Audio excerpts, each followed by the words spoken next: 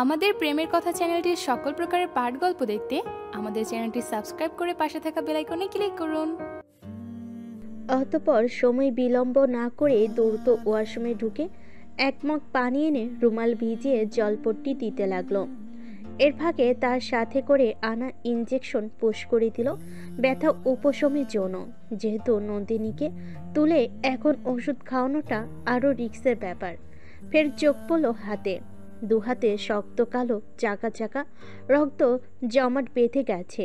ইস, এত জোরে ধরে কি ছিল? আদিত্য হ্যান্ড গ্লাভস পরে নিল। ব্যথা উপশমকারী বাম নিয়ে সেখানটায় আস্তে আস্তে মালিশ করে দিল। চাকা হওয়া স্থানটি কিছুটা গলে গলে গেল। আবারও জলপট্টি দিয়ে অপেক্ষা করতে লাগলো। আনমনি নন্দিনী পুরো বেডরুমে এক পলক চোখ বুলিয়ে নিল। সেদিন নন্দিনী বেডরুমে এলো তেমন একটা খুঁটিয়ে দেখা হয়নি। হঠাৎ আদিত্য এক পলক তাকালো কক্ষের ছাদের দিকে। সর্বপ্রথম চোখ পড়ল ঝাড়বাতির দিকে। খুব সুন্দর এবং আকারে বিশাল একটি ঝাড়বাতি রয়েছে নন্দিনীর কক্ষের মাঝ বরাবর। আদিত্য কিছুক্ষণ তাকিয়ে রইল, চোখ ধাঁধানো অপরূপ সৌন্দর্য। কিছুক্ষণ পর চোখ চড়িয়ে সারা কক্ষে পলক বুলিয়ে নিল। নন্দিনীর কক্ষটি বিশাল বড়। আন্দাজি করা যায় দু কক্ষ মিলিয়ে হয়তো এক কক্ষ তৈরি করেছে বোধহয়। তবে আদিত্য ভীষণ আশ্চর্য হলো। এর কারণ নন্দিনীর কক্ষের সকল আসবাবপত্রই প্রায় সেম একই ডিজাইনের, সবকিছু ম্যাচিং করে বানিয়েছে। এইরকম ডিজাইন চিরুনি তল্লাশি করেও বোধহয় পাওয়া যাবে না কোথাও। তার কারণ নন্দিনীর সম্পূর্ণ বেডটি অদ্ভুত ডিজাইন দিয়ে তৈরি। পুরো বেডটি সূর্যমুখী ফুলের নকশা দিয়ে তৈরি করা হয়েছে এবং চারপাশে চারটি খুঁটি করে তাতেও সূর্যমুখী কালারের কাপড় দিয়ে আর্টিফিশিয়াল সূর্যমুখী ফুল দিয়ে ডেকোরেশন করা হয়েছে। পুরো খাটের চারিদিকে শুধু সূর্যমুখী ফুলের নকশা করা হয়েছে। নিতান্তই এটা অদ্ভুত আর ইউনিক ডিজাইন। বেডের পাশে একটি ছোট্ট ক্যাবিনেট দেওয়া, তাতে কোয়ালিটি ফ্লাওয়ারের দুইটি টেবিল ল্যাম্প রয়েছে, একটি সূর্যমুখী এবং বেশ কয়েকটি টিউলিপের গুচ্ছ মিলে একটি ল্যাম্প রয়েছে। দেখতে খুবই আকর্ষণীয় আর গর্জিয়াস লাগছে। আদিত্য উদ্গ্রীব হয়ে নন্দিনীর ড্রেসিং টেবিলের দিকে তাকালো। বিরাট একটা সূর্যমুখীর কারুকার্যময়ী ফুলের ভেতরে একটি গোল মিরর সেট করা। দেখতে অসম্ভব সুন্দর লাগছে, যেন ইয়া বড় একটা সূর্যমুখী ফুল। আর তাতেই নন্দিনী তার মায়াবী চেহারাটা দেখে। ভাবতেই আদিত্যের কেমন যেন অদ্ভুত আবেশে মনটা ছিয়ে গেল। মেয়েটার রুচি সত্যি অনন্য এবং অনবদ্য, এবং তার বাবা মায়েরও। এছাড়াও ড্রেসিং টেবিলের সাথে ম্যাচিং করে সে চেয়ারটিতেও সূর্যমুখীর নিখুঁত কারুকার্য। পাশে সাদা টবে একটি ইনডোর প্ল্যান্ট। ড্রেসিং টেবিলের উপরে তিনটি ফুলদানি রাখা, সেখানেও আর্টিফিশিয়াল সূর্যমুখী ফুল দিয়ে সাজিয়ে রাখা হয়েছে। কক্ষের তিন পাশে তিনটি বড় বড় কর্নার দেওয়া, সেখানে অনেকগুলো ফুলদানিতে সূর্যমুখী ফুল দিয়ে সাজিয়ে রাখা। পাশে ইয়া বড় চারপালার একটি কাঠের আলমিরা রয়েছে, সেটাতেও সূর্যমুখী ফুলের নিখুঁত নকশা করা। এছাড়াও কক্ষের একপাশে আরাম করার জন্য একটা ডিভাইন রয়েছে, সেখানেও সূর্যমুখী ফুলের কারুকার্য খচিত নকশা এবং সূর্যমুখী দিয়ে ডেকোরেট করা হয়েছে। সাথে তিনটে সূর্যমুখী ফুলের মতো কুশন দেওয়া, আবার তৃতীয় কুশনটি উপর একটি সূর্যমুখী ফুল দিয়ে সাজিয়ে রাখা। ডিভাইনের দুপাশে ইয়া বড় দুটি ফুলদানি রাখা। পুরো ফুলদানির গায়ে সূর্যমুখী কারুকার্য এবং তাতেও বড় বড় সূর্যমুখী ফুল রাখা। আর তার পাশে একটা 2 সিটের সোফা সেট রাখা, তাতেও দুটি বড় বড় সূর্যমুখীর কারুকার্য। সোফার সামনে একটি মাঝারি কাচের টি টেবিল দেওয়া, তাতেও সেম ডিজাইন। কাচের ভেতর থেকেই হলদে সূর্যমুখীর নজর কাড়া ডিজাইন দেখা যায়। জানালার একপাশে একটা রকিং চেয়ার, তাতেও সূর্যমুখী কারুকার্য। পর টেবিলের পাশেই ইয়া বড় একটা বুকশেলফ, সেখানেও প্রায় সেম ডিজাইনার এবং বুকশেলফের সামনে মাঝারি সাইজের একটি গোল টেবিল দেওয়া, সাথে তিনটি চেয়ার দিয়ে সাজিয়ে রাখা হয়েছে, সেখানে প্রায় সেম ডিজাইন। পাশে একটা আরাম কেদারা রয়েছে, সেটাতেও প্রায় সেম একই কারুকার্য। দেওয়ালে বেশ কতগুলো ওয়ালমেট দেখা গেল, সবগুলোতে সূর্যমুখী ফুলের কারুকার্যময়ী নকশা করে সেট করা। ড্রেসিং টেবিল, ক্যাবিনেট উপর এবং দেওয়ালে নন্দিনীর ছোটকাল থেকে তরুণী বয়স অবধি বেশ কতগুলো হাস্যোজ্জ্বল ছবি টানানো রয়েছে। সেগুলো ফটো ফ্রেম ও সূর্যমুখী ফুলের কারুকার্য করে তার ভেতর ছবিগুলো সেট করা হয়েছে। নন্দিনী সম্পূর্ণ রুম জুড়ে সূর্যমুখী ফুল আর সূর্যমুখী ফুলের কারুকার্যে ভরপুর। নন্দিনীর গায়ে এই মুহূর্তে সেই ফ্রকটি রয়েছে, সেটিতেও সাদা রঙের উপর হলদে সূর্যমুখী ফুলের ছাপা ডিজাইন রয়েছে। আদিত্যের হঠাৎ মনে হলো সে সূর্যমুখীর বাগানে কিংবা স্বর্গে রয়েছে। মানুষ হয় গোলাপের পাগল, বিশেষ করে পুরুষের চাইতে মেয়েরা, কিন্তু নন্দিনী গোলাপের পাগল না হয়ে কিনা সূর্যমুখী পাগল। আদিত্য আনমনে হাসলো। মেয়েটা যে সূর্যমুখীর পাগল সেটা তার বেডরুম দেখেই বোঝা যাচ্ছে। সৌন্দর্য, সরলতা এবং নান্দনিকতায় ফুটে উঠেছে নন্দিনীর বেডরুমের প্রতিটি আনায় কোনায়। আভিজাত্যের ছোঁয়ায় পরিপূর্ণ হয়ে উঠেছে এক রাজকুমারীর পার্সোনাল বেডরুম। তবে আদিত্য এই ভেবে প্রচণ্ড অবাক হলো যে শাহনেজ নবাব শিকদার আর নাহিদা শিকদারের রুচি অত্যন্ত উন্নত মানের এবং তাদের একমাত্র মেয়েকে তারা কত আদর, যত্ন আর আভিজাত্যের মধ্যেই রেখেছে এবং লালন পালন করে বড় করেছে। শুধু তাই নয়, একজন বাবা মা তার সন্তানের খুশির জন্য, সুখের জন্য কত কিছুই করতে পারে তা নন্দিনী বাবা মাকে না দেখলেই বুঝতে পারত না আদিত্য। তাছাড়া মেয়েটার চালচলন, পোশাক আশাক কখনোই তার মনে হয়নি যে নন্দিনী এত বড় এক বাড়ির উত্তরাধিকার হতে পারে কিংবা সে একজন মন্ত্রীর মেয়ে। অবশ্য আদিত্য তো নন্দিনীর পরিচয়ই জানতো না, জানার মধ্যে এটুকুই জানতো নন্দিনী তার বোনের বেস্ট ফ্রেন্ড। কিন্তু নন্দিনীকে জানার পর, দেখার পর পুরো চিত্রই ভিন্ন দেখছে আদিত্য। সবকিছু বাদেও মেয়েটার হাতগুলো কি নরম, তুলতুলে, যেন এখনই ভেঙে যাবে। মনে হয় না এই মেয়ে কখনো নিজের হাতে খাবার তুলে খেয়েছে কিংবা প্লেট ধুয়েছে। আদিত্য মনে মনে ভাবল, মিরাক্কেল কিছু হয়ে নন্দিনী যদি কখনো তার হয়ে যায়, তাহলে সে কি নন্দিনীর বাবা মায়ের মতো তাকে এত সুখে রাখতে পারবে? পারবে না বোধ হয়। ফের ভাবল, আল্লাহ যা করেন হয়তো ভালোর জন্যই করেন। নন্দিনীকে সে তার বাবা মায়ের মতো এত সুখ আভিজাত্যের মধ্যে কখনো রাখতে পারবে না। তাই হয়তো নন্দিনী অন্য কাউকে মন দিয়ে বসেছে। যে মেয়ের পার্সোনাল বেডরুম স্বর্গের মতো এত সুন্দর, নিশ্চয়ই সে মেয়ে আজে বাজে কোনো ছেলের সাথে রিলেশনে যাবে না। তার রুচি তার বেডরুমের মতো অবশ্যই উন্নত হবে। নিশ্চয়ই নন্দিনীর বয়ফ্রেন্ড অনেক রিচ ফ্যামিলির সন্তান। আদিত্য কেমন যেন হতাশ হলো। তার 33 বছর জীবনে এই প্রথম কোনো মেয়ের জন্য সে এতটা আগ্রহ দেখালো। এই প্রথম কোনো মেয়েকে তার ভালো লাগলো, মায়েই বলল। রাতের বেলা কোনো মেয়ের বেডরুমে ঢোকাটা দৃষ্টিকটু যেন রিস্ক নেই, লাজ লজ্জা ভুলে এই প্রথম দুবার আসা। মেয়েটার জন্য চিন্তা করা, কেয়ার করা, শাসানো, ধমকানো, ফের কেয়ার করা, বারবার এক্সকিউজ দেখিয়ে বিয়ে ভেঙে দেওয়া, সেই মেয়ের জন্য সাত ধমকানো, চকলেট উপহার দেওয়া, গিটার বাজানো ইত্যাদি। আদিত্য নিজেই কেমন যেন অবাক হয়ে যায়। এসব ভাবতে ভাবতেই এর মধ্যে জ্বর কিছুটা নেমে এলো। নন্দিনী ঘেমে গেল। আদিত্য এসি বন্ধ করে ফ্যান ছেড়ে দিল। হঠাৎ বালিশের পাশে থাকা নন্দিনীর ফোনটা ভাইব্রেট হতে শুরু করলো। ফোনের স্ক্রিনে সেই দিনে সেই নামটা দেখতেই হঠাৎ আদিত্যের মাথা গরম হয়ে গেল। ফোনটা হাতে তুলে তাকিয়ে রইল স্ক্রিনের দিকে। বারবার রিং হচ্ছে। আদিত্য হঠাৎ কি ভেবে যেন রিসিভ করলো। কানে নিতেই ওপাশ হতে ভেসে এলো। এপাশ হতে প্রতি উত্তর না পেয়ে আবারও বলল, কি হলো জান, কথা বলছো না কেন? জান তুমি ঠিক আছো তো? জান কথা বলো। আদিত্যের কি হলো কে জানে। আশঙ্কিক ফোনটা সজোরে ছুঁড়ে মারল দেওয়ালের দিকে। মুহূর্তেই গুড়িয়ে গেল ফোনটা। তন্দায় আচ্ছন্ন নন্দিনী কেঁপে উঠল। আদিত্য কমফোর্টারের উপর দিয়ে কলিবালিশটা বুকের উপরে চাপ হিসেবে রাখলো, যাতে ভয় না পায় এবং ঘুম ভারী হয়। নন্দিনী ফের ঘুমে তলিয়ে গেল। আদিত্য এবার 100% শিওর হলো নন্দিনীর বয়ফ্রেন্ড আছে, কারণ বয়ফ্রেন্ড যদি না হতো তাহলে নন্দিনীকে কেন জান বলে ডাকবে। ঘুমন্ত নন্দিনীর দিকে তাকিয়ে আদিত্য অগ্নিদৃষ্টি নিক্ষেপ করে নিরূপে ফনা তোলা সাপের মতো ফোঁস করলো। ততক্ষণে তার যাওয়ার সময় ঘনিয়ে এলো।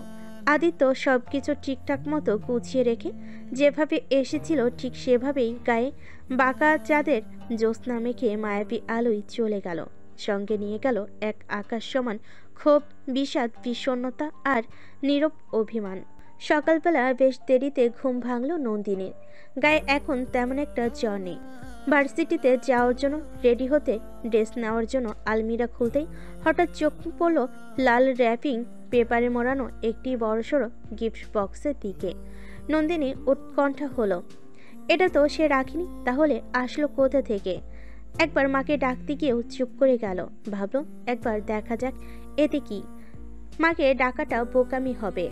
বক্সটা হাতে নিতেই সর্বপ্রথম চোখ পড়ল বক্সের উপরে একটি সাদা কাগজ। সেখানে লেখা, সরি বাবুল কন্যা। নন্দিনী চমকালো। এমন বক্স রেখে কেন আবার তাকে সরি বলছি? সে উদ্গ্রীব হয়ে বক্সটি নিয়ে বেডের উপর বসলো। র্যাপিং পেপার খুলতেই সর্বপ্রথম একটি বক্স বেরিয়ে এলো, যেটা খুলতেই নন্দিনী ভীষণ অবাক হলো। দেখলো বক্সটির মধ্যে অনেকগুলো ডিজাইনের হেয়ার পাঞ্চি ক্লিপ। সেখানে লেখা, একদিন এক একটা ক্লিপ চলে পড়বেন ন্যাকাবতী, দ্বিতীয়বার পড়তে যেন আর না দেখি, নয়তো টান মেরে নিয়ে যাব, আর কখনো ফেরত পাবেন না, সাবধান করে দিচ্ছি। নন্দিনী ভাবলো এতে মানুষটার লাভ কি? অবশ্য যে পরিমাণ ক্লিপ দিয়েছে সবগুলো একবার করে পড়লো বোধহয় 1 বছরের বেশি যাবে। দ্বিতীয় বক্সটি খুলতেই নন্দিনী ভীষণ অবাক হলো। বক্সটির মধ্যে 10টি আলাদা শেপের বাবলের বোতল আর পাইপ। নন্দিনীর হঠাৎ কেমন যেন লাগলো। একটা অদ্ভুত আবেশে তার মনটা চেয়ে গেল। সেখানেও একটা ছোট্ট চিরকুট লেখা, এখন থেকে প্রতিদিন বাবল ওড়াবেন, বুঝছেন? ছিটকাদুনে পড়ি, নয়তো পানিশমেন্ট হিসেবে আপনার দোকান ধরে হাফ স্কার্ট পরিয়ে আমার সামনে পা ঝুলিয়ে বসিয়ে বাবল ওড়াতে দেব। আর সিগারেটের ধোয়া তো সাথে ফ্রি।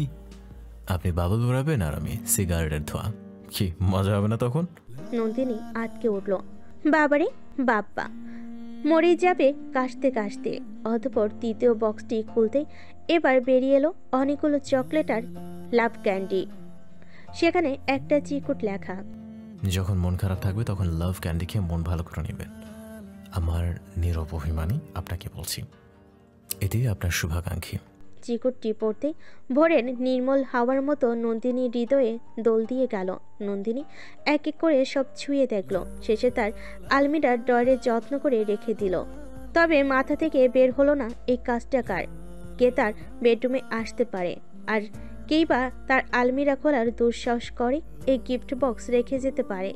নন্দিনী কিছুতেই মাথায় ঢুকলো না। আশঙ্কিক একটা নামই সবার প্রথমে তার স্মরণে এলো, আদিত্য।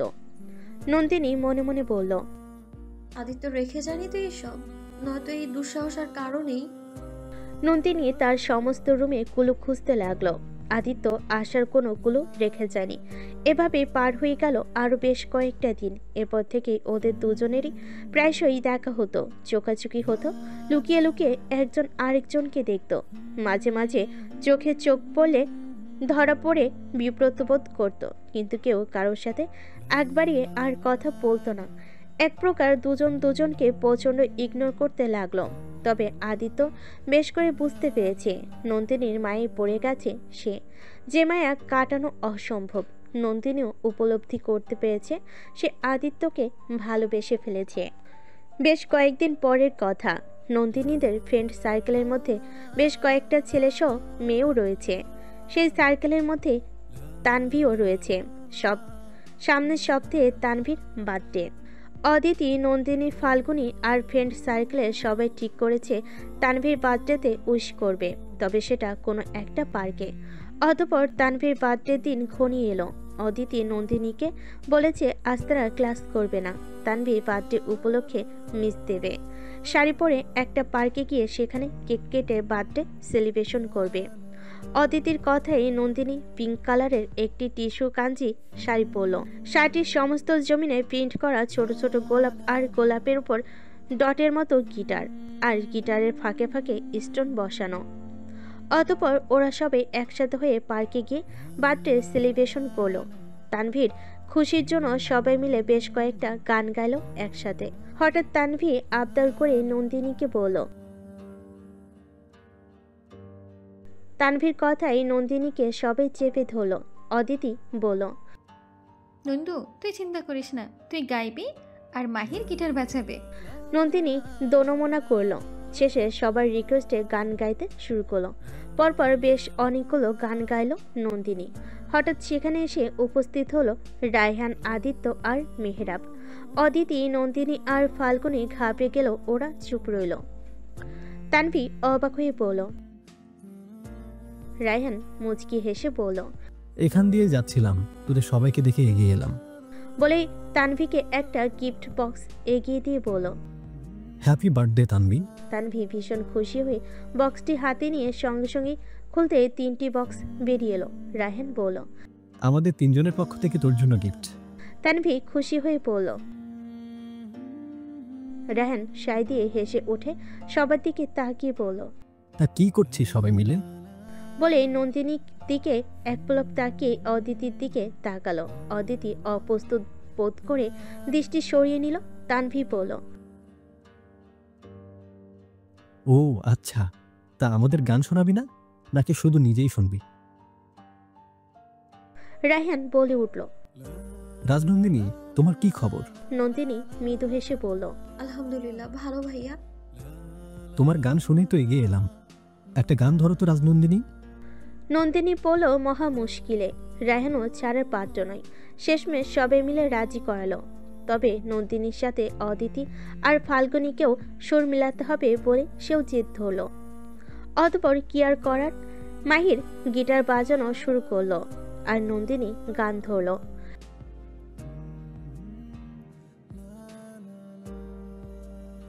নন্দিনী, অদিতি আর ফাল্গুনি মাঝে মাঝে সুরে সুরে গানটি গাইতে লাগলো আর মোহগ্রস্তে নেয় সবাই শুনতে লাগলো।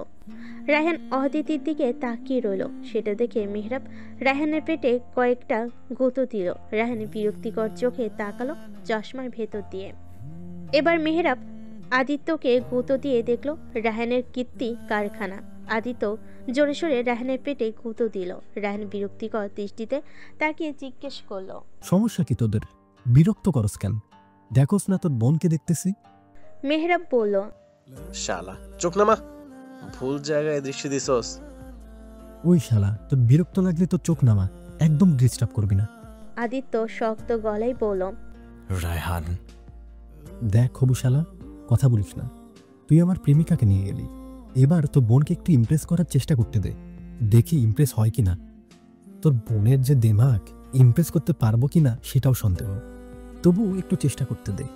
আর শোন, হাল ছাড়ার পাত্র কিন্তু এই ডক্টর সৌহার্দ্য রায়হান চৌধুরী নয়, বুঝলি হবু শালা? আদিত্য বিমন নেত্রে তাকালো। মেহরাব বলল। অদিতি তো তোকে মোটেও পাত্তা দিচ্ছে না, তবু ছেঁচড়ার মতো এমন করছিস কেন? তাতে কি, মেয়েদের কখনো দেখেছিস ছেলেদের পাত্তা দিতে? থামবি তুই এবার? এই শালা শোন, অদিতি ফাইনাল আমার জন্য। দরকার পড়লে জোর করে প্রেম করব। প্রেম না হলে সোজা তুলে নিয়ে বিয়ে করব। বয়ফ্রেন্ড থাকলেও জোর করে বিয়ে করব। তবু আদিত্যর মতো বয়ফ্রেন্ড আছে জেনে ছ্যাঁকা খেয়ে দেবদাস হব না। কারণ আমি ডক্টর সৌহার্দ্য রায়হান চৌধুরী, ছ্যাঁকা খাওয়া আদিত্য চৌধুরী না। মাথায় রাখিস কথাটা। আদিত্য তপ্ত চোখে তাকালো। রায়হান কলার ছেড়ে বলল। ঠিকই তো বলেছি, রাগ দেখাস কেন? আর শোন, আমি কি তোর বোনের যোগ্য না?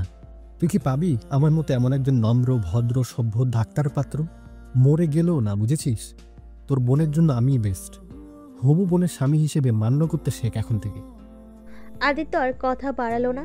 রায়হানের সাথে আর পারা যাবে না কথায়। আর নিঃসন্দেহে রায়হান তার বোনের জন্য যোগ্য এবং উপযুক্ত পাত্র। রায়হান আবার বলল। আর শোন, তোর বোনের দিকে আমার যখন চোট পড়েছে, তখন তোর বোনই আমার বউ হওয়ার জন্য ফাইনাল, বুঝেছিস? আমি আবার ছ্যাঁকা খাওয়া মানুষের মতন কথা চেপে রাখতে পারি না। নিজের একটা আত্মসম্মান বলেও কথা আছে। আদিত্য ফের তপ্ত চোখে তাকালো। রায়হান পাত্তা দিল না। কতদিন আর হবু শালা চোখ গরমাগর্মি দেখাবে। ঠিকই একসময় লাইনে আসবে। এর মধ্যে ওদের গান গাওয়া শেষ। তবুও যেন কারো রেশ কাটলো না অনেকক্ষণ যাবৎ। রায়হান, মেহরাব ওদেরকে ধন্যবাদ জানালো। আদিত্য নন্দিনীর দিকে এক পলক তাকিয়ে চোখ সরিয়ে নিল, যেন চিনে না নন্দিনীকে। নন্দিনীও না চেনার ভান করে রইল। আগ বাড়িয়ে কথা বলার ইচ্ছে নেই তার। রায়হান বলল। রাজনন্দিনী, আজ ভাগ্যটা খুব ভালো। নন্দিনী মৃদু স্বরে হাসল। রায়হান বলল। জিজ্ঞেস করবে না কেন? কেন ভাইয়া? ইস, লাগলো তো বুকে। এইভাবে কেউ ভাইয়া ডাকে? নন্দিনী কনফিউজড হয়ে তাকিয়ে রইল।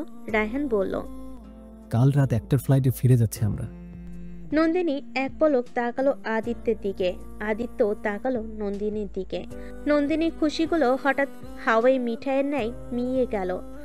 বুকে হঠাৎ চাপা কষ্ট অনুভব করলো। অতঃপর রায়হান সবাইকে নিয়ে তাদের গাড়িতে উঠে গেল। উদ্দেশ্য ভালো কোনো রেস্টুরেন্টে লাঞ্চ করা। সবাই রেস্টুরেন্টে গিয়ে ইচ্ছে মতো অর্ডার করলো, কিন্তু নন্দিনী কিছুই খেতে পারল না। তার কেমন যেন লাগছে। অন্যদিকে রায়হান অদিতির সাথে ভাব জমাতে চাইছে বারবার, কিন্তু অদিতি পাত্তাই দিল না।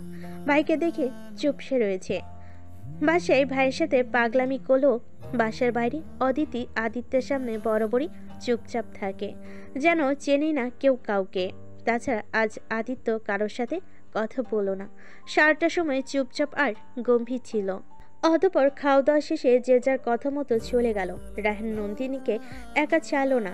তাদের 4 জনের বাসা যেহেতু একই সাথে, তাই সবাই একসাথেই যাবে। অতঃপর আদিত্য প্রথমে মেহরাবকে নামিয়ে দিল তাদের বাসার সামনে।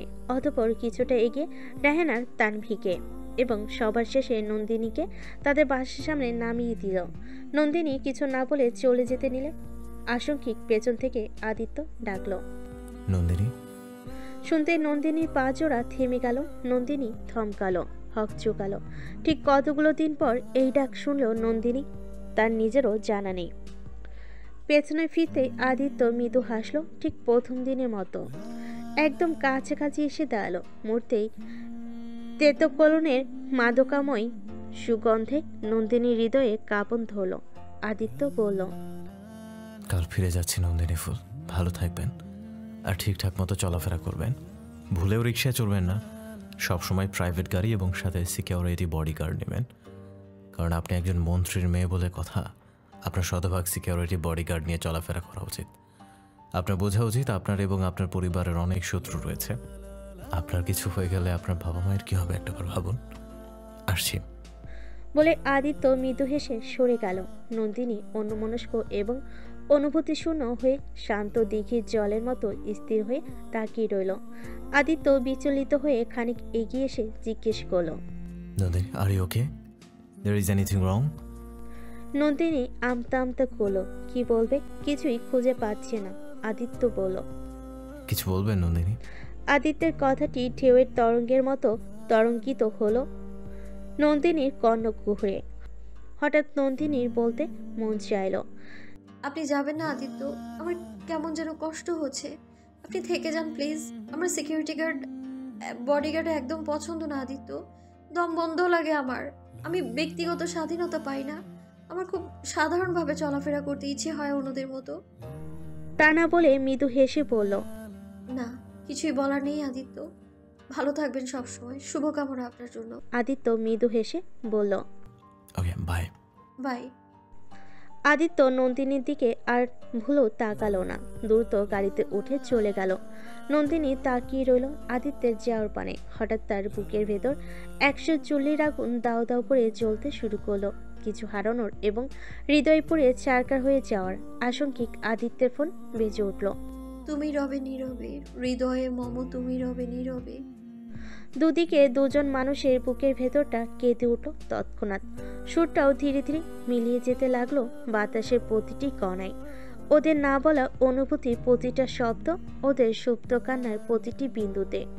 নন্দিনী অনুভূতি শূন্য এক মানবীতে রূপান্তরিত হয়ে আদিত্যের যাওয়ার পানে তাকিয়ে বিড়বিড় করে বলল, কল্পনাতে কি কাউকে ছোঁয়া যায় আদিত্য? যদি যায় তাহলে আমি আজীবন আপনাকে কল্পনাতেই ছুঁতে চাই।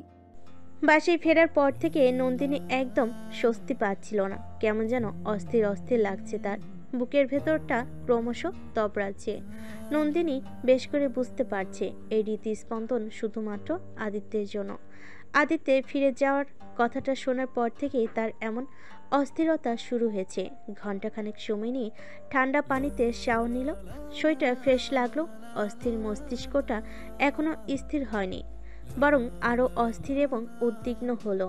মাথার সাদা টাওয়াল পেঁচিয়ে হাতে মোবাইল নিয়ে নন্দিনী বেলকনির রকিং চেয়ারে গিয়ে বসলো। ভাবলেশীন হয়ে আস্তে আস্তে দোল খেতে লাগলো। আনমনে ফেসবুক স্ক্রল করতে শুরু করলো। হঠাৎ সামনে এলো অদিতির প্রোফাইল। বেশ কিছুক্ষণ পূর্বে অদিতি তাকে সহ ফ্রেন্ড সার্কেলের সবাইকে ট্যাগ করে পিকচার আপলোড দিয়েছে। নন্দিনী সবগুলো পিকচার ফুল স্ক্রিনে জুম করে দেখতে লাগলো। একটা পিকচারে আদিত্যের হাস্যোজ্জ্বল মুখও দেখা গেল। হঠাৎ আদিত্যের প্রোফাইল খুঁজতে লাগলো নন্দিনী।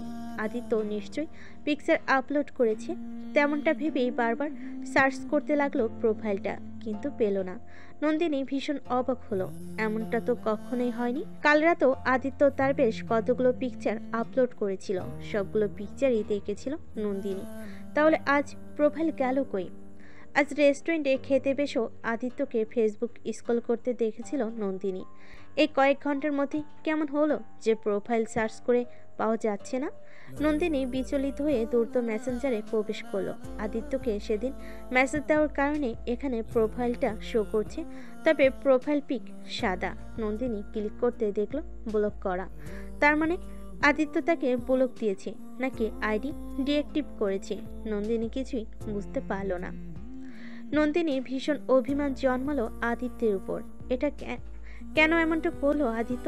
তাদের মধ্যে তো কোনো ঝগড়াঝাটি কিছুই হয়নি, বরং আদিত্য নিজেই বারবারই করেছে, আবার কেয়ারও দেখিয়েছে, গিফট দিয়ে সরি বলেছে। প্রবলেম সেখানেই সলভ। আজও খুব সুন্দর করে কথা বলে বিদায় নিয়েছে। মনে হয়নি তাদের মধ্যে কিছু হয়েছে। তাহলে এমনটা করার মানে কি?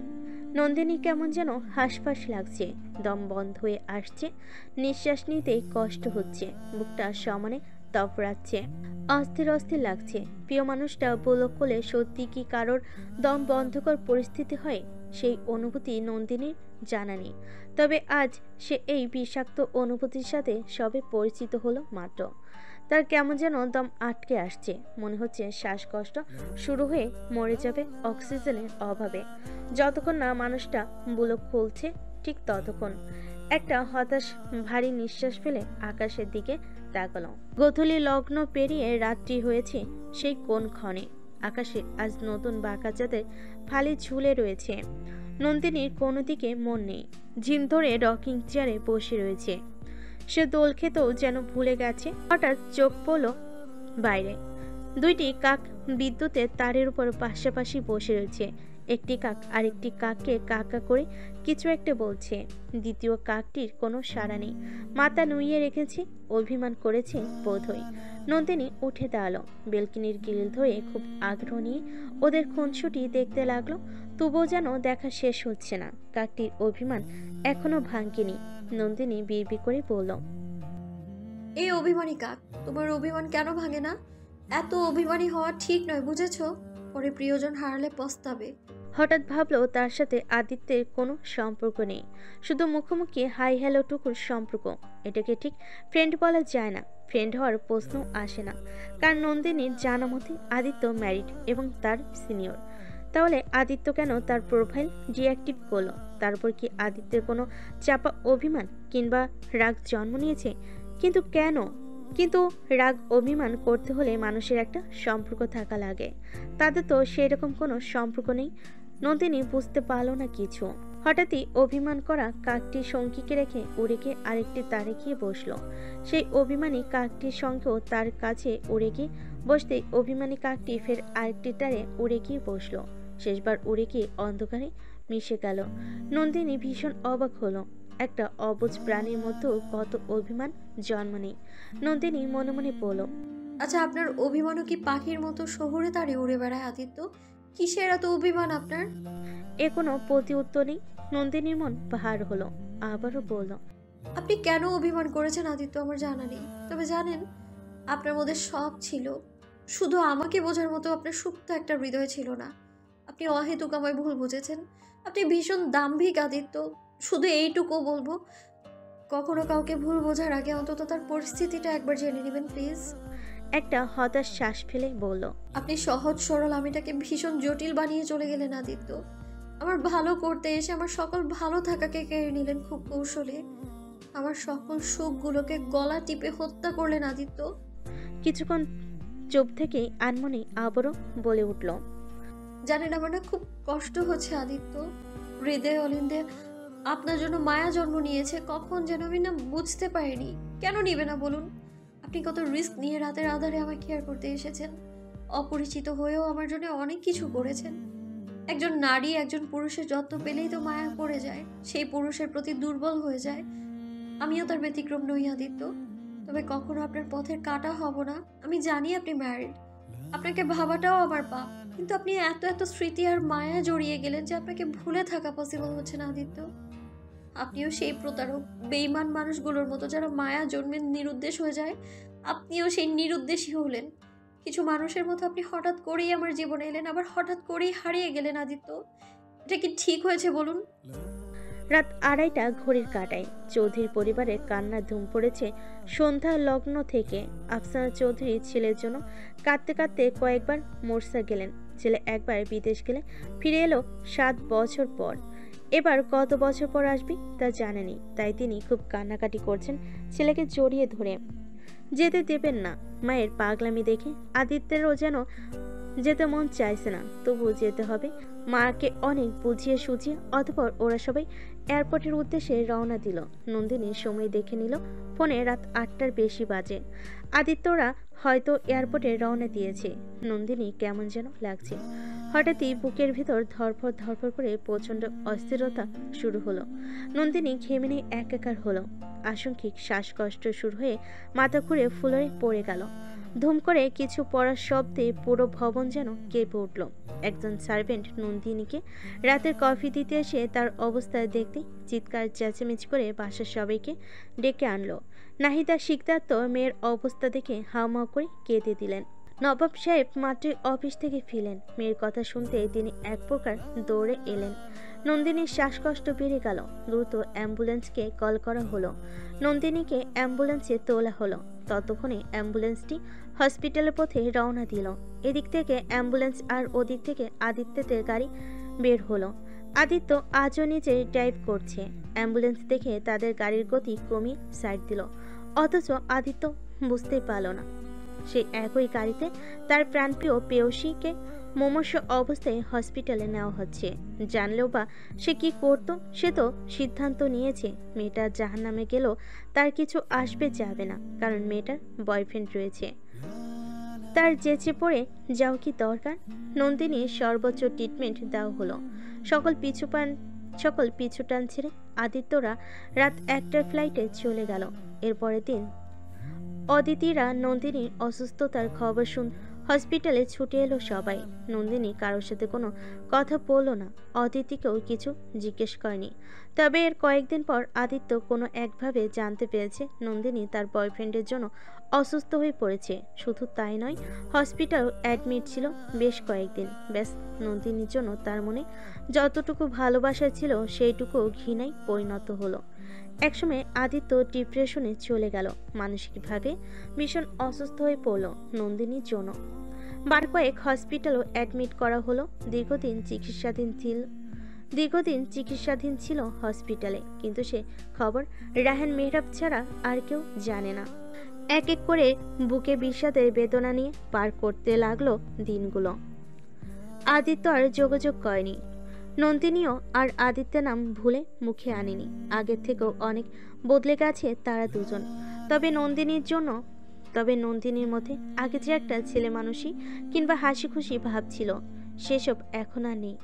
অদিতি, ফাল্গুনি ওদের সাথেও আগের মতো মজা করে কথা কাটাকাটি করে না। সবটা সময় নীরব দর্শকের মতোই থাকতে পছন্দ করে। দিনে আদৌ প্রয়োজন ছাড়া 5টি কথা বলে কিনা সেটাও সন্দেহ। বাসার ভার্সিটির মধ্যে সীমাবদ্ধ নন্দিনীর নিত্যকার জীবনের চালচিত্র। নিজেকে স্বেচ্ছায় ঘরবন্দি করেছে নন্দিনী। আগের মতো কাছ থেকে প্রকৃতি দেখার জন্য এখন আর রিকশায় চড়ে না, বাবল ওড়ে না। তার অনেক শখকে জ্যান্ত কবর দিয়ে দিয়েছে নীরব নিভৃতে সবটা আদিত্যের বিরহে। তবে এখনো আদিত্যকে ভুলতে পারে না নন্দিনী। দিনকে দিন কেন জানি আদিত্যের জন্য মনটা ছটফট করে চাতক পাখির মতো। তবে নন্দিনী তার মনকে প্রবোধ দেয়। আদিত্য ম্যারিড। আদিত্যকে ভাবাটাও এখন তার পাপ। তাছাড়া একটা ম্যারিড ছেলেকে নিয়ে স্বপ্ন দেখাটাও লজ্জাজনক। তবু বেপরোয়া মন কি সেটার ধারে? মোটেও না। নন্দিনী এখনও নিয়ম করে আদিত্যের দেওয়া গিফটগুলো প্রতিদিন দেখে, তবে তার হঠাৎ পরিবর্তন কেউই মেনে নিতে পারল না। বার কয়েক মানসিক ডাক্তার দেখানো হয়েছিল, সেই মোতাবেক ট্রিটমেন্ট এবং কাউন্সিলিং চলেছে প্রতিনিয়ত। তবে নবাব শিকদার আর নাহিদা শিকদারের মধ্যে মেয়ের পরিবর্তন নিয়ে বহুবার ঝামেলাও হয়েছে। সব দোষ নাহিদা শিকদারের উপর গিয়ে পড়েছে। নাহিদা শিকদার মেয়েকে এখন যথেষ্ট সময় দেওয়ার চেষ্টা করে, তবে মায়ের সঙ্গে চাইতেও নন্দিনী একা থাকতে ভীষণ ভালো লাগে। আর আদিত্য সেও বুকের মধ্যে পাথর চাপা দিয়ে নন্দিনীর স্মৃতিগুলো বলার চেষ্টা করে নিজের ক্যারিয়ার সম্পূর্ণ মনোযোগ দিল। দেখতে দেখতে 2.5 বছর পার হয়ে গেল।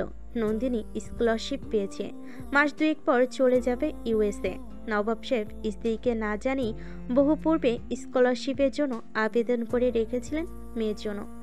স্ত্রীর রাজনীতি, মেয়ের আংশিক পরিবর্তনে তিনি একাই সিদ্ধান্ত নিয়েছেন মেয়েকে নিয়ে দ্রুত তিনি দেশ ছাড়বেন। এছাড়াও যেহেতু মেয়ের পড়াশোনা খুব ভালো, তাই স্ত্রী তার রাজনীতি নিয়ে পড়ে থাকুক এটাই মন স্থির করেছেন তিনি। অতঃপর মেয়েকে স্কলারশিপের খবর পেয়ে খুশি হলেও দেশ ছাড়ার খবর শুনে খুশি হতে পারেনি নাহিদা শিকদার। নন্দিনী ইউএসএ পাড়ি জমানোর জন্য প্রিপারেশন নিচ্ছে। সেও ঠিক করেছে থাকবে না এই দেশে। নেক্সট উইকে অদিতির বার্থডে।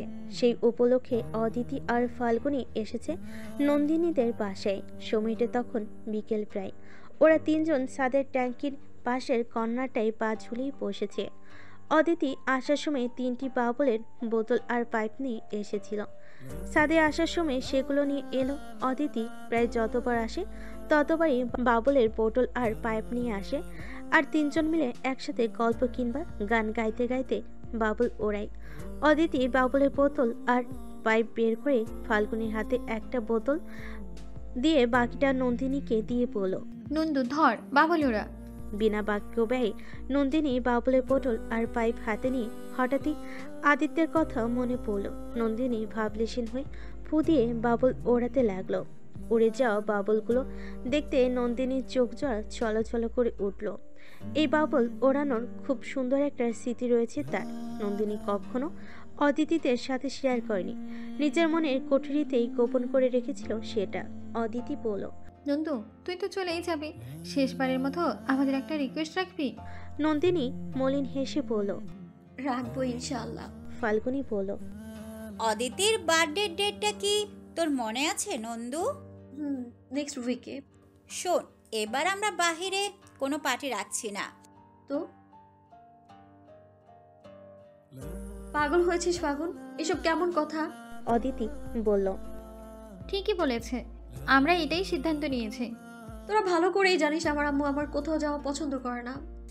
আমাদের বাসায় গেলে কি হয়েছে? আমরা কি তোদের বাসায় আসি না? নাকি আমাদের কোনো আত্মসম্মান নেই? ডিসপারেট হচ্ছিস কেন? আমি কিন্তু সেসব বলিনি, জাস্ট আমার পরিস্থিতি বোঝানোর চেষ্টা করছি। এই শোন, তোর এইসব পরিস্থিতি তোর মাথায় রাখ। এই নে আমার বার্থডে ইনভিটেশন কার্ড, ঠিক সময়ে চলে আসবি, নয়তো কান ধরে টেনে নিয়ে যাবো, গড প্রমিস। বলে একটা ইনভাইটেশন কার্ড বের করে দিল। নন্দিনী মুচকি হাসলো। অদিতি বলল, স্বীকার কর তুই আমার ইনভিটেশন গ্রহণ করেছিস। নন্দিনী দোনমনো করলো। প্রাপ্তবয়স্ক একটা মেয়েকে কারোর বাসায় যাওয়া, ঘন্টার পর ঘন্টা থাকা কিংবা রাতে থাকা, এসব নাহিদা শিকদারের কোনো কালই পছন্দ নয়। তাই তিনি নন্দিনীকে কারোর বাসায় যেতে দেন না। যদি সেখানে থাকে আবার কোনো প্রাপ্তবয়স্ক ছেলে, তাহলে তো আরও কঠোরতা। তিনি নন্দিনীকে একটু অন্যরকমভাবে রাখার চেষ্টা করেন। নন্দিনীর প্রতিটি বিষয়ে তিনি ভীষণ কেয়ারফুলি। নন্দিনী বলল, তোর ইনভাইটেশন আমি গ্রহণ করেছি অদিতি, কিন্তু আম্মু যেতে দেবে না। তোরা তো জানিসই আম্মু কেমন। ফাল্গুনি বলল, সেটা আমাদের উপরেই ছেড়ে দে নন্দু, আমরা আন্টিকে রাজি করাবো যেভাবেই হোক। নন্দিনী অবিশ্বাস্য চোখে দুজনের দিকে তাকিয়ে বলল, পাগল হয়েছিস তোরা? এটা ইম্পসিবল। অদিতি বলল, ইম্পসিবলকে পসিবল করাই হচ্ছে আমাদের কাজ, দেখতে হবে না আমরা কারা। ফাল্গুনি বলল, তোর মায়ের সামনে এমন অ্যাক্টিং করব যে তোর মা ইমোশনাল হয়ে কেঁদে ফেলবে। তারপর দেখিস কিভাবে ওনাকে মানিয়ে ফেলি। নন্দিনী হেসে বললে। তোদের দ্বারা সব পসিবল, ঢাকার তোরা। নন্দিনী হেসে বলল। অতঃপর ওরা দুজন ওদের বাকি ফ্রেন্ড সার্কেলকে ফোন করে এনে সবে মিলে অনেক কষ্টে নাহিদা শিকদারকে মানিয়ে নিল। ওনাকে মানানো মোটেও সহজ ছিল না, বলা যায় ভাগ্য সুপ্রসন্ন ছিল বিধায় সম্ভব হয়েছে। তবে তিনিও অনেকগুলো শর্ত জুড়ে দিয়েছেন ওদেরকে। ওরাও বিনা বাক্য ব্যয় সেই শর্তে রাজি হয়ে গেল। অদিতির বার্থডে আজ। বার্থডে উপলক্ষে সবাই প্ল্যান করেছে আজ গাউন পরবে, আর সেই অনুযায়ী মেয়েরাও গাউন পরেছে। ছেলেরা স্যুট প্যান্ট, তবে এক একজন এক এক কালার। অদিতি আজ বেবি পিঙ্ক কালারের ফ্লোর টাচ একটা গাউন পরেছে, ফাল্গুনি ভায়োলেন্ট কালারের গাউন পরেছে, আর তানভি হোয়াইট কালারের গাউন পরেছে। সবাইকে ভীষণ মিষ্টি লাগছে। নন্দিনী, তানভি আর তাদের এক ফ্রেন্ড সার্কেলের সবাই একসঙ্গে এসেছে পরপর কয়েকটা গাড়িতে। সবার হাতে নামি দামি সব গিফট। ওরা সবাই গাড়ি থেকে বের হতে ওদের উপর অজরে ধারায় ফুলবর্ষণ ঝরতে শুরু করলো। অদিতি আর ফাল্গুনির প্ল্যান ছিল এটা, তাদের ফ্রেন্ড সার্কেল আর নন্দিনীর জন্য স্পেশালভাবে সার্ভেন্টদের মাধ্যমে ফুলবর্ষণের আয়োজন করে রেখেছিল তারা। তাদের আসার কথা শুনতেই অদিতি আর ফাল্গুনি গাউন ধরে দৌড়ে এসে ওয়েলকাম জানিয়ে জড়িয়ে ধরল এক এক করে সকল ফ্রেন্ডকে। সবার শেষে নন্দিনী গাড়ি থেকে নামতেই ওর দুপাশে দুজন সিকিউরিটি বডিগার্ড দাঁড়ালো। ওর উপরও অজরে গোলাপ ফুলের বর্ষণ শুরু করা হলো। মুহূর্তে নন্দিনী মনটা পুলকিত হলো। নন্দিনী যে আসবে অদিতি, ফাল্গুনি কিংবা অন্যরাও কল্পনা করেনি। অদিতি নন্দিনীকে মুগ্ধ নেত্রে দেখতে লাগলো। নন্দিনী আজ ডার্ক বটন গ্রিন কালারের ফ্লোর টাচ একটি গাউন পরে এসেছে। গাউনের সাথে ম্যাচিং করে একই কালারের অর্নামেন্টস পরেছে। চোখে আজ গাঢ় সবুজ রঙের কাজল, দুহাত ভর্তি গাঢ় সবুজ রঙের চুড়ি, মাথায় ক্লিপ থেকে জুতা পর্যন্ত সবই ডার্ক বটল গ্রিন কালারের। অদিতির চোখে নন্দিনীকে এখন রাজকুমারী বলে মনে হচ্ছে। আজকের সাজে কোনো কমতি নেই, একদম রাজকুমারীর মতোই পারফেক্ট একটা সাজ নিয়েছে নন্দিনী। অবশ্যই এটা নাহিদা শিকদারের নির্দেশনাই হয়েছে। ওনার মেয়ে কোথাও আজে বাজে লুক নিয়ে যাক সেটা তিনি কখনোই চান না। সবসময় মেয়েকে বেস্টটাই দিতে চান তিনি। অদিতি নন্দিনীকে আপদমস্তক চোখ বুলিয়ে বলল, রাজকুমারী নন্দিনী। বলেই অদিতি ফাল্গুনি দুজনে এগিয়ে এসে আষ্টে পিষ্টে জড়িয়ে ধরল নন্দিনীকে। এর ফাঁকে অদিতি নন্দিনীর সারা চোখে মুখে চুমু খেতে লাগলো। অদিতির এই দৃশ্য দেখতেই বাকিরা সবাই হাসতে হাসতে পিকচার তুলতে লাগলো। অদিতি জড়িয়ে ধরা অবস্থায় বলল, আজ তোকে স্বয়ং রাজকুমারী নন্দিনীর মতো লাগছে নন্দু। তুই আসবি আমার কল্পনায় ছিল না, জানিস, তবুও আশা রেখেছি তুই আসবি। তোকে অনেকগুলা thanks you Nandu, I love you so much. Nandini মুচকি হাসলো। অদিতি নন্দিনীকে ধরে সবার প্রথমে তার রুমে নিয়ে গেল। নন্দিনীর আসার খবর পেতেই আফসানা চৌধুরী আর আফরোজা চৌধুরী দুজন এক প্রকার সেখানে ছুটে এলেন। প্রায় ওনারা দুজন আবার বনে বনে যা হন। এছাড়াও ওনাদের সাথে পূর্ব থেকে নাহিদা শিকদার এবং নন্দিনীর সাথে খুব ভালো একটা সম্পর্ক রয়েছে। ওনাদেরকে দেখতেই নন্দিনী সালাম বিনিময় করল। আফসানা চৌধুরী নন্দিনীকে জড়িয়ে ধরে বলেন, তুমি আসবে আমি কখনো কল্পনাও করিনি নন্দিনী, তুমি আসাতে আমি ভীষণ খুশি হয়েছি। নন্দিনী মুচকি হাসলো। আফরোজা চৌধুরী বলেন, ওরা দুজন তো সারাদিন নন্দিনী নন্দিনী বলে পাগল করে দেয়। কি জাদু করেছো আমার মেয়েদেরকে। নন্দিনী শব্দ করে হেসে ফেল। কেউ একজন সেই হাসির শব্দ শুনে আশঙ্কিক চমকে দাঁড়ালো। আফরোজা চৌধুরী নন্দিনীর হাসির দিকে তাকিয়ে রইলেন। নন্দিনীকে ব্যক্তিগতভাবে ওনার খুব পছন্দ। ওনার বড় ছেলে ফারাবির জন্য একসময় তিনি নন্দিনীকে মনে মনে খুব চাইতেন। এরপর একদিন নাহিদা শিকদারের থেকে নন্দিনীর এঙ্গেজমেন্টের ইনভাইটেশন কার্ড পেতেই সেদিনই ওনার মন ভেঙে যায়। আফসানা চৌধুরী বললেন, আফরোজা, তুই এখন বসে বসে কথা বলবি? মেয়েটা এসেছে, ওয়েলকাম ড্রিঙ্কস আনতে বল তাড়াতাড়ি। আমি বলে এদিকে এসেছি আপা, আনবে একটু পর। আফসানা চৌধুরী বলেন, তোমাকে এই বাসায় আনার জন্য তোমার মাকে কতবার যে ফোন করেছি তার কোনো হিসেব নেই নন্দিনী। অনেক কষ্টে মানিয়েছি তোমার মাকে। আম্মু একটু অন্যরকম আন্টি, মনে কষ্ট নেবেন না। মনে কষ্ট নেইনি, যার একটাই মেয়ে সে বুঝে সন্তানের মায়া কি জিনিস। জি আন্টি, ওই রকমই। আম্মু আমার নিয়ে ভীষণ পজিটিভ। ওয়েলকাম ড্রিঙ্ক করে নন্দিনী কিছুক্ষণ রেস্ট নিল অদিতির রুমে। অদিতির রুমটি খুব ভালো লেগেছে নন্দিনীর। ফাল্গুনিও তার রুমে নিয়ে গেছে নন্দিনীকে। দুজন পাশাপাশি রুমে থাকে, আবার একই রুমেও থাকে। দুজনের রুমগুলো নন্দিনীর খুব পছন্দ হয়েছে। ওরা দুজন এক এক করে সব কিছু ঘুরিয়ে ঘুরিয়ে দেখাতে লাগলো নন্দিনীকে। নন্দিনীর খুব ভালো লাগছে আজ। অদিতিদের বাড়িটাও তাদের বাড়ি থেকে কম না। অদিতি নন্দিনীকে আদিত্যের রুমে নিয়ে গিয়ে বলল, এটাই তোর বডি বিল্ডার ডক্টর আদিত্যের বেডরুম নন্দু। পাশেটা তোর সাদাসিধে দেবর আয়মানের রুম, ওইটা তোর মেঝে দেবর ফারাবির রুম। অদিতির কথাই নন্দিনী কেমন যেন লজ্জা লাগলো। সারা রুমে চোখ বুলিয়ে ও ডক্টর আদিত্যের কোনো ফটো দেখতে পেল না নন্দিনী। তবে ডক্টর আদিত্যের বেডরুমটি খুবই পরিপাটি এবং গোছালো। নন্দিনীর মনে হলো এখানে কেউ থাকে, কারণ একজন মানুষ থাকলে রুমটি তখন অন্যরকম থাকে, আর না থাকলেও আরেক রকম থাকে। তখন ভ্যাপসা ভ্যাপসা গন্ধ পাওয়া যায়। এছাড়াও ডক্টর আদিত্যের বেডরুম থেকে পরিচিত ম্যানলি পারফিউমের তীব্র গন্ধ পাওয়া যাচ্ছে। আন্দাজ করা যাচ্ছে এই রুমে কেউ একজন থাকে, আর ম্যানলি পারফিউমের গন্ধটি নন্দিনীর কেমন যেন চেনা জানা। তবে নন্দিনী কিছু জিজ্ঞেস করলো না। ভেতর ভেতর ভীষণ কৌতূহল হলো। চারে ছয়ে মেলানোর চেষ্টায় মত্ত হলো। অদিতি নন্দিনীর হাত ধরে পাশাপাশি আরেকটি রুমে নিয়ে গেল। এটা অদিতিদের লাইব্রেরি রুম। বিশাল বড় রুমটি, চারিদিকে বই আর বইয়ের রাজ্য। সেখানে একটি বড় ফটো স্কেচ। অদিতি নন্দিনীর হাত ধরে ফটো স্কেচটির সামনে নিয়ে গেল।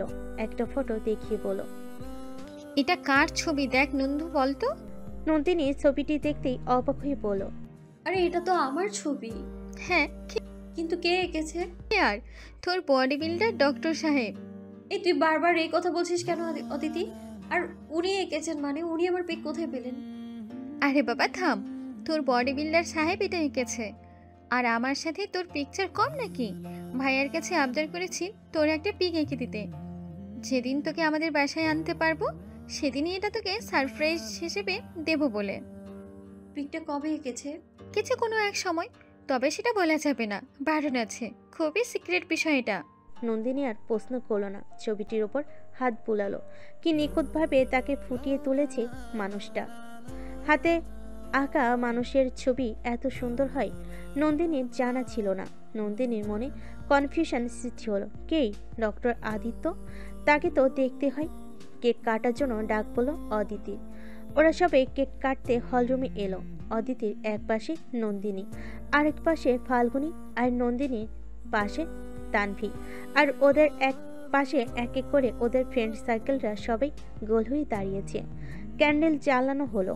অদিতি উপস্থিত সবার দিকে এক পলক চোখ বুলিয়ে বলল, আম্মু, আমার ভাইয়ারা কই? একজনও নেই দেখছি।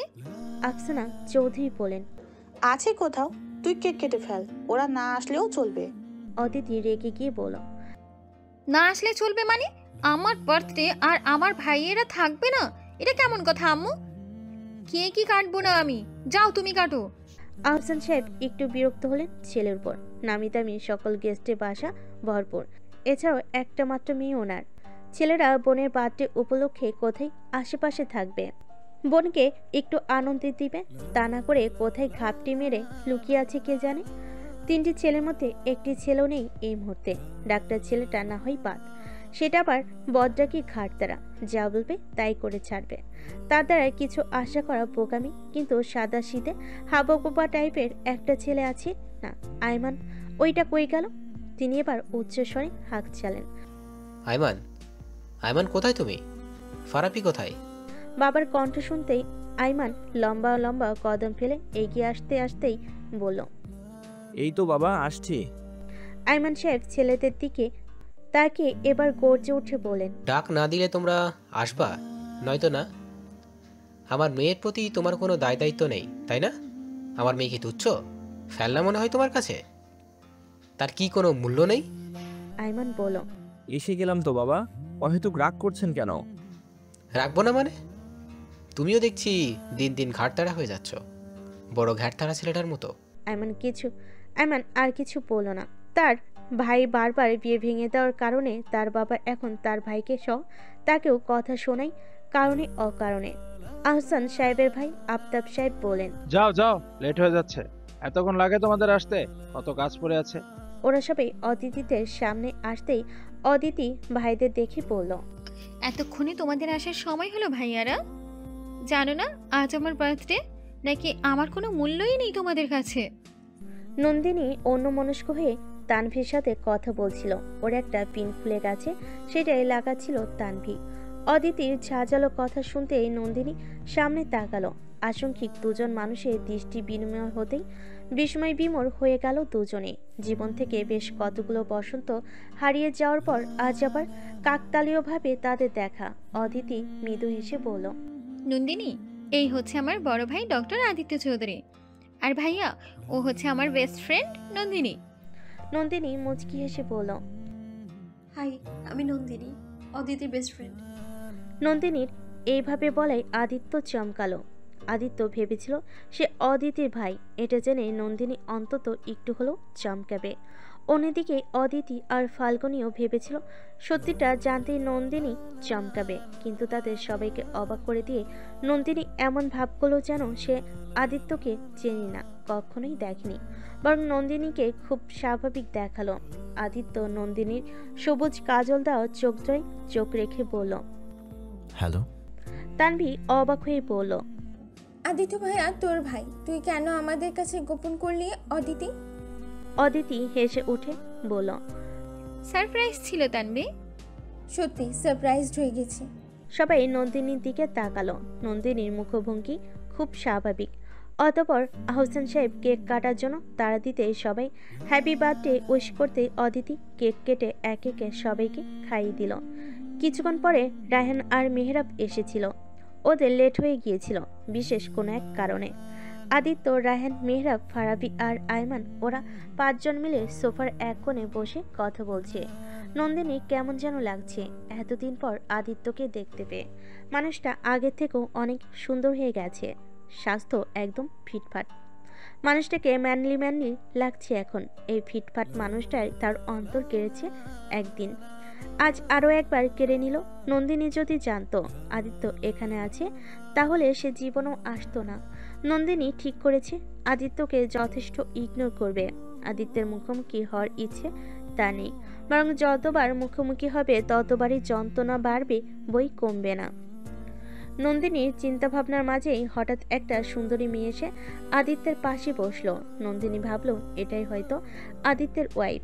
বাঙালি হলো ড্রেস আপে রয়েছে বিদেশিদের সাপ।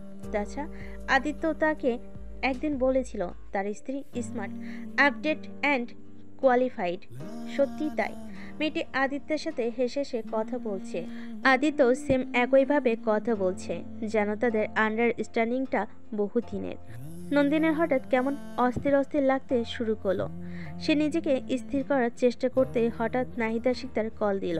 নন্দিনী কল রিসিভ করে হ্যালো বলে একপাশে চলে গেল। হ্যালো শুনতে আদিত্যের চোখ পড়ল নন্দিনীর দিকে। নন্দিনীর মুখে হাসি রেখে খুব আস্তে আস্তে কথা বলছে মায়ের সাথে। আদিত্যের অস্থিরতা বাড়ল, বারবার নন্দিনীর দিকে তাকাতে লাগলো। মনে মনে বলল, নিশ্চয়ই বয়ফ্রেন্ড কল দিয়েছে। নাহিদা শিকদার মেয়ের জন্য খুব চিন্তা করছেন। নন্দিনী তার মাকে সান্ত্বনা দিয়ে লাভ ইউ বলে ফোন রেখে দিল। এটা শুনতেই নন্দিনীর প্রতি প্রচণ্ড ক্রোধ জন্মালো আদিত্যের। দাঁতে দাঁত চেপে পি করে বলল, এখানে এসব বয়ফ্রেন্ডের সাথে কথা বলতে হবে? লাভ ইউ বলতে হবে? এত ভালোবাসা বয়ফ্রেন্ডের জন্য? বলে আদিত্য ফুঁসতে লাগলো ফুলকো লুচির মতো। আদিত্য হঠাৎ সিদ্ধান্ত নিল, যাই হোক এবার সে বিয়ে করবেই করবে। বয়স তো কম হয়নি, কার জন্য এত অপেক্ষা? যার জন্য অপেক্ষা করছিল সে তো দিব্যি ভালো আছে, তার সামনে হাসছে, লাভ ইউ বলছে। আদিত্যের ভাবনার মাঝে হঠাৎ আহসান সাহেব সবাইকে ডেকে জানালেন খাওয়া দাওয়ার পূর্বে আরও একটা সুসংবাদ রয়েছে। সবাই বিস্ময় নিয়ে ওনার দিকে তাকাতে উনি জানালেন ওনার ফ্রেন্ড খন্দকার সাহেবের একমাত্র মেয়ে কেয়া খন্দকার ওনার বড় ছেলে ডক্টর আদিত্য চৌধুরীর সাথে আজ তাদের এঙ্গেজমেন্টের ডেট ধার্য করেছেন। তা শুনে সবাই হাততালি দিয়ে উঠল। অতঃপর আহসান সাহেব, আফতাব সাহেব, খন্দকার সাহেব, আদিত্য এবং কিয়াকে ডাকলো এঙ্গেজমেন্টের রিং পরানোর জন্য। ওরা দুজন এগিয়ে যেতেই আচমকা নন্দিনী মাথা ঘুরে চোখে মুখে ঝাপসা দেখতে লাগলো। তানভি নন্দিনীকে ধরে পেল। নন্দিনী ঠিক আছিস তুই? মাথাটা ভীষণ ঘুরছে তানভি, জলদি ওয়াশরুমে নিয়ে চল। অদিতি ফাল্গুনি এগিয়ে এসে বলল। নন্দু, তোর খারাপ লাগছে? হ্যাঁ। ওরা নন্দিনীকে ধরে ওয়াশরুমে নিয়ে গেল। আদিত্য অস্থির হয়ে আর চোখে বার কয়েক তাকালো। আফসানা চৌধুরী অস্থির হয়ে বলেন, কি হয়েছে মেয়েটার, হঠাৎ কি হলো? তানভি বলল, মাথা ঘুরিয়ে বমি হয়েছে আন্টি। কথাটা বিদ্যুৎ গতিতে আদিত্যের কানে পৌঁছালো। আফরোজা চৌধুরী বলেন, মেয়েটা এমনিতেই অসুস্থ, এই সময় এমন বমি হবেই, একটু সতর্ক থাকার তো দরকার। কত বলে কয়ে এনেছি মেয়েটাকে, ফাল্গুনি একটু লেবু কিংবা তেঁতুলের শরবত বানিয়ে আনো তো তাড়াতাড়ি, মেয়েটার বমি হচ্ছে সমানে। এই সময় তেঁতুল কিংবা টক খেলে ভালো লাগবে। কথাগুলো শুনতেই আদিত্য স্তব্ধ হয়ে গেল। মনে মনে বলল, নন্দিনী অসুস্থ মানে বমির সাথে অসুস্থতার কি সম্পর্ক? তাহলে কি নন্দিনীর বিয়ে হয়ে গেছে তার বয়ফ্রেন্ডের সাথে? সে কি প্রেগনেন্ট? এই জন্য এসব হচ্ছে? আর প্রেগনেন্সির লক্ষণ হতে এগুলো? একজন ডক্টর হওয়ার সুবাদে প্রেগনেন্সির লক্ষণগুলো সে খুব ভালো করে জানে। আর সেজন্যই বোধহয় তেঁতুলের শরবত খাওয়াতে বলেছে তার কাকিমণি। অথচ আফরোজা চৌধুরী বুঝাতে চেয়েছিলেন যে এখন প্রচণ্ড গরম, তাই বদহজমে বমি হতে পারে। আদিত্য আরও একবার নন্দিনীকে ভুল বুঝল। এবার সে কঠোরভাবে সিদ্ধান্ত নিল আজ সে নন্দিনীর সামনে বিয়ে করেই ছাড়বে। আইমানকে বলল, দ্রুত কাজীকে ফোন কর, বল চৌধুরী ভবনের আসাদ সাহেবের বড় ছেলের এনগেজমেন্টের পরেই বিয়ে অনুষ্ঠিত হবে। আইমান ভাইয়ের কথায় মাথা নেড়ে সায়জানি সাথে সাথেই কাজীকে ফোন করে বলল, হ্যালো কাজী সাহেব, আমার বড় ভাইয়ের বিয়ে পড়ানোর জন্য দ্রুত চৌধুরী ভবনে আসুন, একটু তাড়াতাড়ি আসলে ভালো হয়। নন্দিনী ওয়াশরুম থেকে ফ্রেশ হয়ে সবে এদিকে পা বাড়ালো। হঠাৎ আদিত্য আর আইমানের কথাগুলো শুনতে তার মাথা যেন বিনা মেঘে বজ্রপাত হলো। নন্দিনী মুখ চেপে ফের দৌড়ে ওয়াশরুমে ঢুকে গেল। নন্দিনী ভীষণ কান্না আসছে। মানুষটা সেই প্রথম থেকেই তাকে একের পর এক মিথ্যা বলে এসেছে। বিয়ের কথাটাও মিথ্যা বলেছে, অদিতিকে চেনে না সেটাও মিথ্যা বলেছে, আরও অনেক কিছু অস্বীকারও করেছে, এবং কি তাকে মায়ের জড়িয়ে শেষমেশ তাকে ভুল বুঝে নিরুদ্দেশ হয়েছে। কাঁদতে কাঁদতে নন্দিনী হেসকে উঠে গেল। নন্দিনী চোখে মুখে পানি দিতে লাগলো। অনেকক্ষণ হলো নন্দী ওয়াশরুমে ঢুকেছে, কিন্তু বের হওয়ার নাম নেই। তানভি ডোরে নক করলো কয়েকবার। বেশ কিছুক্ষণ পর নন্দিনী নিজেকে স্বাভাবিক করে ডোর খুলতেই তানভি বলল, নন্দিনী তুই ঠিক আছিস? তানভি নন্দিনীর মুখ আজলাই তুলে বলল, তুই কাঁদছিস কেন? কই না তো। মিথ্যা বলছিস কেন? তোর চোখ মুখ লাল হয়ে গেছে, চোখগুলোও ফোলা। আসলে আম্মুকে ভীষণ মিস করছি, চল না আমরা বাসায় ফিরে যাই। তোর বয়স কত বলতো? কেন? মাকে মিস করছিস মানে? একটু আগে না কথা বলি, আর তুই কি ছোট বাচ্চা যে মাকে মিস করলে কাঁদতে হয়? নন্দিনী নিরুত্তর। সে কিভাবে বলবে? আদিত্যকে দেখা মাত্রই তার অনুভূতিগুলো সজাগ হয়ে উঠেছে, তার জন্য কান্না আসছে, তাই তো মিথ্যা বলো। তানভি নন্দিনী মুখ দুহাতে তুলে বলল, আদিত্য ভাইয়াকে ভালোবাসিস তাই না? নন্দিনী কিছু বলল না। হঠাৎ অদিতি আসতে আসতে বলল, নন্দিনী ফ্রেশ হয়েছিস? অদিতির কথা শুনে নন্দিনী আবারও চোখে মুখে পানি দিতে লাগলো। তানভি বলল, হাত মুখ ধুচ্ছে। তাড়াতাড়ি বেরিয়ে আয় নন্দিনী, তেঁতুলগুলো শরবত এসেছে, আম্মু বানিয়েছে, পান করলে ভালো লাগবে। নন্দিনী হাত মুখ দিয়ে ওয়াশরুম থেকে বের হতেই অদিতি বলল, তুই কান্না করেছিস নন্দিনী? আরে না না, কান্না করব কেন? তোর চোখ মুখ লাল আর ফোলা কেন? আসলে ভারী ড্রেস আপ আর ভারী মেকআপ নেওয়াতে আমার খুব গরম লাগছিল। তাছাড়া মেকআপে আমার অ্যালার্জি আছে, জানিসই তো।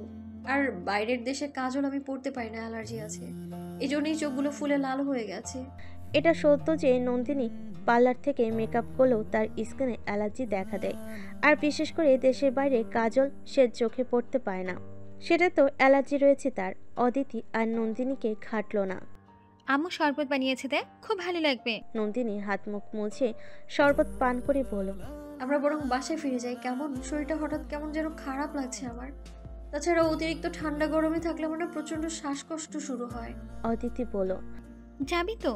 তবে ভাইয়ার বিয়েটা হয়ে যাক, কাজে আসছে।